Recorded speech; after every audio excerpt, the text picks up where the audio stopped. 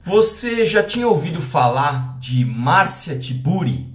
Não? Você nunca tinha ouvido falar dessa grande filósofa, dessa intelectual influente brasileira, essa pessoa hiper inteligente?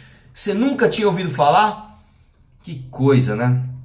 Ela tá sendo falada aí ultimamente por causa da fuga que ela fez aí do debate com o Kim. Eu não vou colocar o vídeo aqui pra vocês, porque como o vídeo não é meu, o vídeo não é de minha autoria, pode ser que o YouTube corte. Então eu vou deixar o link pra vocês assistirem aqui, tá?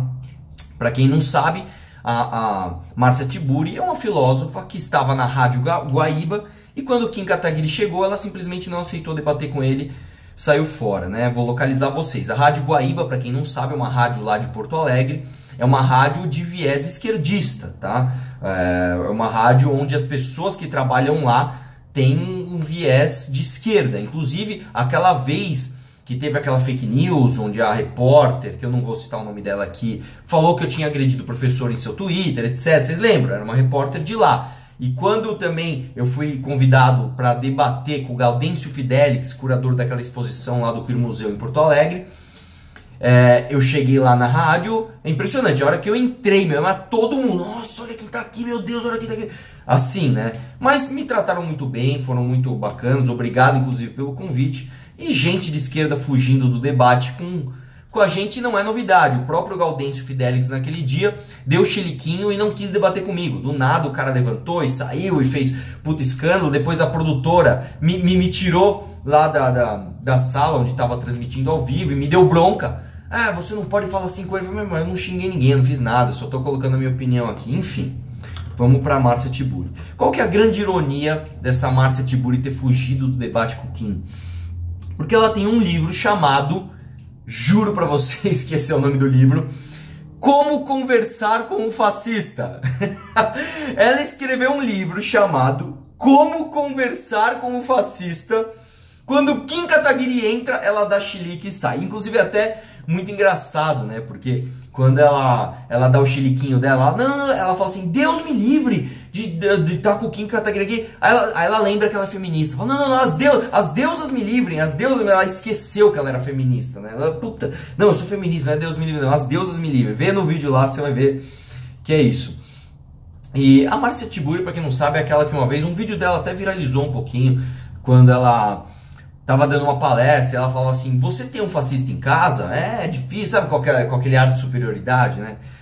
Fogo, não sei o que lá, porque o burro não sabe que ele é burro, né? Ela dando aquela, né? Nossa, como eu sou top aqui, ó. Ó como eu sou. Ela é igual o Jean Willis, né? Nós aqui fazemos parte de quem tem um pensamento crítico, dos iluminados, dos escolhidos, vamos dizer assim, né? E aí, até eu vi numa carta que fizeram para ela, do Eduardo Afonso, não conheço ele, mas a carta dele é muito bom, eu vi que ela normalmente se esquece das coisas mesmo, né? Uma vez, numa homenagem ao Lula, ela falou o seguinte, o STF é uma bosta, epistemologicamente falando. Então, olha só a contradição. Ela estava na homenagem do Lula e ela falou que o STF é uma bosta, só que ela esqueceu que dos 11 ministros do STF, 3 foram nomeados diretamente pelo Lula e 4 tiveram influência dele. Então, mais da metade dos ministros que estão lá tiveram influência do cara que estava sendo homenageado, onde você estava homenageando o cara. Tipo, é a mesma coisa que eu chegar num lugar pra homenagear um pedreiro e falar, olha, meu, legal pedreiro, você é um puta pedreiro, tá? E aí eu olho uma casa e falo, essa casa é uma bosta. Mas foi o cara que construiu. Foi tipo isso. E aí ela fez uma carta ao Juremir, que é um radialista, que é um cara de esquerda, inclusive, lembrando que ela estava jogando em casa. Estava numa rádio de esquerda, num programa onde o principal âncora lá é de esquerda, mas que é um cara super gente boa. Inclusive, quando eu fui debater lá a questão da exposição no museu, apesar dele discordar de mim, ele foi muito democrático, me deu o meu espaço de fala, cortou o meu tempo antes dos outros, normal, mas tudo bem. Mas foi muito gente boa comigo, inclusive me aceitou no programa dele. Obrigado aí, Juremir, pela atenção. E aí assim, você vê que a Márcia Tiburi, não só ela teve aquela atitude que às vezes você pode falar, ah não, tava nervoso, foi de momento, etc. Mas depois ela escreveu uma carta com toda a calma e ela foi falando algumas coisas aqui que realmente provam que a contradição dela não veio no repente, vem da essência da pessoa. Vamos lá, um trecho da carta dela, tá?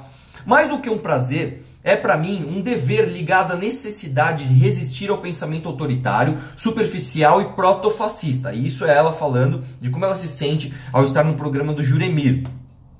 Ao meu ver, debates que desvelam divergências teóricas ou ideológicas podem nos ajudar a melhorar os nossos olhares sobre o mundo. Então, peraí. Você acabou de falar que para você mais do que um prazer é um dever de estar lá no programa dele para resistir ao pensamento protofascista. Aí depois você fala que o debate é importante para tudo isso, blá blá blá blá blá. Ué, mas aí quando você tem a chance do debate, você foge? Então, quer dizer, você não só se enterrou, mas também jogou uma pá de cal em cima, né? Aí vamos lá. Tenho a minha trajetória marcada tanto por uma produção teórica quanto por uma prática de lutar contra o empobrecimento da linguagem, a demonização das pessoas, os discursos vazios, etc, etc. Então, pera um pouquinho. A pessoa que vem falar que luta contra o empobrecimento da linguagem foi falar das aparências físicas do desembargador. Não acredite em mim, vê o vídeo que eu vou deixar aqui no link. Momentos antes do Kim chegar, ela tá falando do desembargador lá. Nossa, esse desembargador aí, ele tá com uma cara de quem não dormiu direito. Ou ele é abjeto assim por natureza, né? Falando da aparência física do cara. Então isso pra você é lutar contra o empobrecimento da linguagem. Depois ela fala assim, ela luta contra a demonização das pessoas. O que você fez quando o Kim Kataguiri chegou? Não, eu não debato com essas pessoas perigosas. Cara, o teu livro tá escrito lá como conversar com um fascista. O título do seu livro, né, é demonizando as pessoas que pensam diferente de você. E aí até sobre o título do livro, depois ela fala, não, o meu livro, tá, ele não era pra falar como conversar com um fascista. Ele era uma ironia, tá, ele era uma ironia. Puta que pariu. Vamos lá. Depois ela fala o seguinte. Confesso que senti medo. Medo de que no Brasil, após o golpe midiático, empresarial, judicial, não exista mais espaço para debater ideias. Mas meu, eu não estou entendendo, cara. Realmente eu não entendi isso aqui. Você está reclamando que talvez não tenha espaço para debater ideias, mas quando você está dentro de um ambiente esquerdista como o seu, e vem alguém que pensa diferente, você foge do debate? Então, assim, realmente a tua contradição ela não é só momentânea, ela é uma contradição que está intrínseca no seu pensamento. Aí depois ela fala que em um dia muito importante para a história brasileira, é lógico, né? Marcado por mais uma violação explícita da Constituição da República, né? Ela reclama lá que está tendo um golpe e tal. E eu queria perguntar para você, Márcia Tiburi, quando a Dilma foi impedida e não caçaram os direitos dela, como seria o correto, respeitando a nossa Constituição, você reclamou que houve um golpe? Porque isso sim foi golpe. Isso sim foi não respeitar a nossa Constituição, quando a Dilma não teve os seus direitos políticos caçados. Interessante, né? E aí a melhor parte da carta dela é quando ela fala o seguinte, eu tive que sair, ela se justifica lá, porque o risco de ouvir frases vazias, manifestações preconceituosas e ofensas era enorme. Então, olha só. Se havia um risco de você ouvir esse tipo de coisa que você falou, e logo em seguida você fala de preconceito, você tem que concordar comigo que você está partindo de um preconceito de que há o risco. Ou seja, como é que você vem me falar de risco de ouvir frase vazia, manifestação preconceituosa, se foi você que agiu com preconceito do Kim antes mesmo dele abrir a boca lá para debater com você? Você nem ouviu o que ele tinha para dizer. Você agiu com preconceito, né? Depois ela fala de ofensas, né? Ué, antes você ofendeu a aparência física do desembargador. Depois você falou que não debate com pessoas indecentes, falando do Kim. Isso não é uma ofensa? Falando que ele era perigoso. Isso não é uma ofensa? Né? Então é engraçado, ela luta contra todo esse discurso e faz isso aí. E o único ponto que ela teria para reclamar é que ela não foi avisada antes. Mas eu vou contar uma coisa para vocês que talvez vocês não saibam. Ninguém foi avisado antes. Inclusive o senador Requião, que chegou lá para debater com o Kim, foi super grosseiro, tomou um pau no debate. Assistam, não assistam só o da Márcia Tiburi, assistam o do Requião também.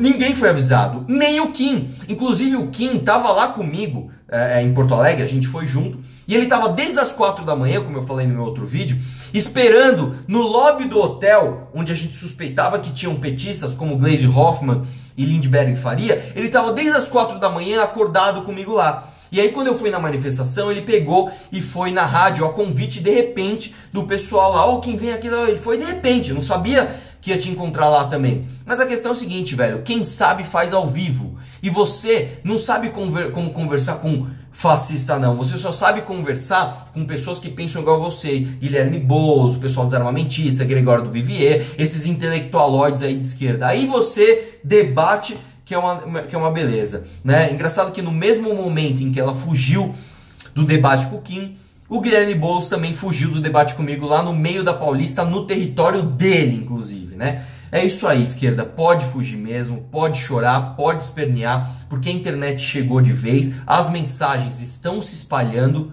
e o seu monopólio da informação e da opinião estão acabando. Um abraço e vamos questionar tudo.